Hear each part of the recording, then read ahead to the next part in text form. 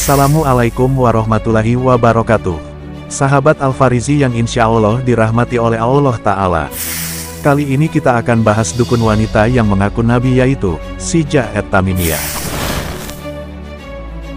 Munculnya nabi palsu di abad pertama Islam tidak hanya dari kalangan laki-laki. Ada juga seorang perempuan yang menyatakan bahwa ia mendapatkan wahyu kenabian pula, semisal kenabiannya Muhammad bin Abdullah Shallallahu Alaihi Wasallam. Perempuan itu adalah Sijah binti Al-Harits, yang berasal dari kabilah besar at-Tamimi. Siapa Sijah at-Tamimiyah? Namanya adalah Sijah binti Al-Harits bin Suwaid at-Tamimiyah. Ia adalah seorang dukun perempuan yang mengaku sebagai nabi. Di masa itu, dukun adalah tokoh masyarakat. Mereka layaknya hakim yang dipintai solusi atas permasalahan. Pengakuan kenabiannya ia nyatakan sebelum muncul peristiwa pemurtadan atau sekitar masa itu. Selain dianggap tokoh karena profesinya sebagai dukun, ia juga menyandang status tokoh karena darah birunya. Ia berasal dari Bani Yarbu, yang merupakan pembesar Bani Tamim. Ibunya berasal dari Bani Taklib dari Irak, sebuah kabilah yang mayoritas masyarakatnya beragama Kristen karena kontak mereka dengan wilayah Frat. Sijah adalah pemimpin mereka. Ia menikah dengan klan ini. Dan ia juga seorang Nasrani sama seperti mereka. Bani Tamim adalah kabilah besar Arab yang bertetangga dengan Bani Amir di sebelah selatan kota Madinah di sebelah timur. Mereka juga tersebar di Teluk Arab hingga di tepian utara Sungai Frat. Dan cabang-cabang kabilah ini memiliki ladang gembala yang terbentang hingga bagian tengah Frat. Bani Tamim memiliki kedudukan baik di tengah kabilah-kabilah Arab, baik di masa jahiliyah maupun di masa Islam. Mereka dikenal pemberani dan dermawan. Lahir dari rahim mereka para penyair dan pahlawan, sehingga mereka dijuluki Kolbi al-Muluk, yakni jantung para raja. Pengaruh geografis terhadap munculnya nabi palsu. Posisi geografis sedikit banyak memiliki pengaruh untuk mendorong para nabi palsu menyebarkan dakwahnya. Demikian juga dengan Sijah. Masyarakat Bani Tamim yang banyak dan tersebar di berbagai daerah menjadi salah satu alasan ia memproklamirkan diri sebagai wanita yang mendapat risalah kenabian. Jika kita teliti, persebaran masyarakat Bani Tamim mempengaruhi hal-hal berikut ini. Pertama, Bani Tamim memiliki hubungan dengan Persia. Hubungan ini terjalin melalui kerajaan Hirah, sebuah kerajaan yang menjadi kepanjangan tangan Persia di Jazirah Arab.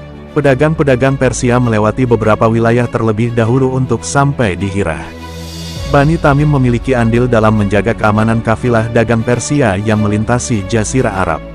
Kedua, pemeluk Nasrani di Bani Tamim memiliki kesamaan pemahaman dengan Nasrani yang ada di wilayah Frat dan Syam Utara.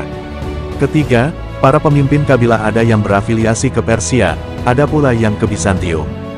Sehingga agama mereka ada yang Nasrani, ada pula yang paganis. Keempat, kedudukan istimewa Bani Tamim selalu mereka pertahankan. Hal itu terbukti dengan peranan besar mereka di Pasar Okas. Salah seorang tokoh mereka Al-Akra bin Abis menjadi hakim di pasar tersebut. Meskipun akhirnya, ketokohan mereka jatuh 2 tahun sebelum diutus Nabi. Itulah kondisi Bani Tamim. Pada tahun 9 Hijrah, utusan mereka datang ke Madinah untuk menyatakan keislaman mereka. Mereka berjanji untuk taat dan memberikan loyalitas kepada Rasulullah Shallallahu Alaihi Wasallam. Di antara utusan yang datang menemui Rasulullah Shallallahu Alaihi Wasallam adalah Atarat bin Hajib bin Zurarah, Al-Akra bin Abis, Zabrakan bin Badar, dan Kais bin Ashim. Nabi menerima dan melepaskan mereka menuju kaumnya dengan ridho dan jiwa yang lapang. Setelah Rasulullah Shallallahu Alaihi Wasallam wafat, kabilah ini terbelah. Sebagian masih menyatakan taat, dan sebagian lainnya tak mau lagi dekat Madinah yang dipimpin Abu Bakar.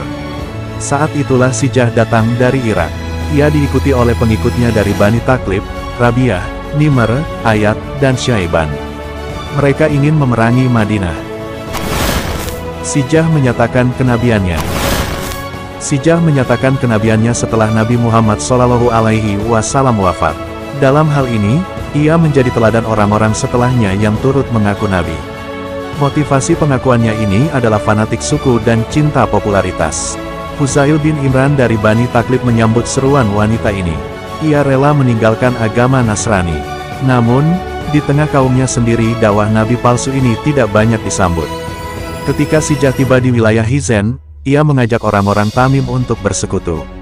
Sijah pun bergembira dengan sambutan pimpinan Bani Malik, Waki bin Malik, dan pimpinan Bani Yarbu, Malik bin Nuwairah. Dua nabi palsu bersatu. Ketika Sijah sudah putus untuk mendapatkan dukungan kaumnya, ia pun mengarahkan harapannya ke Yamamah. Di sana terdapat nabi palsu lainnya yakni Musailamah Al-Kadzab, yang juga ingin memerangi Madinah. Dakwah Musailamah lebih populer di seantero Arab dibanding Sijah. Namun, kehadiran Sijah di Yamamah membuat Musailamah khawatir jika wanita ini akan mengganggunya dalam memerangi Abu Bakar radhiyallahu anhu.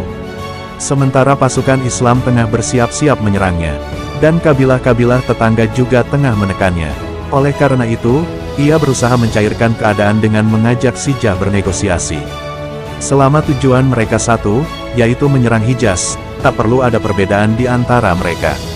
Negosiasi tersebut menghasilkan keputusan. Pertama, memperkuat kerjasama dengan pernikahan. Kedua, menyatukan kekuatan mereka untuk menghadapi umat Islam dan menguasai Jazirah Arab. Ketiga, Musailamah menjanjikan setengah hasil bumi Yamamah untuk Sijah. Resepsi pernikahan dua nabi palsu ini pun dilangsungkan. Sijah tinggal bersama Musailamah selama 3 hari, dalam kitab Al-Balhi, juz 2 halaman 198. Setelah itu ia kembali menuju kaumnya tanpa sebab yang jelas. Ia membawa setengah hasil bumi sebagaimana yang sudah disepakati. Ia tinggalkan Musailamah seorang diri menghadapi singa-singa Islam. Musailamah tewas di kampungnya Yamamah. Setelah dari Yamamah, Sijah tinggal bersama kaumnya, Bani Taklib. Kemudian ia memeluk Islam dan tinggal di Basrah. Ia hidup sebagai seorang muslimah hingga wafat pada tahun 55 Hijrah atau 675 Masehi. Wallahu alam bisawab. Semoga kita dapat ambil hikmah dari kisah ini. Sekian dari saya, jangan lupa subscribe channel Al-Farizi supaya tidak ketinggalan kisah Islami dari channel ini. Wassalamualaikum warahmatullahi wabarakatuh.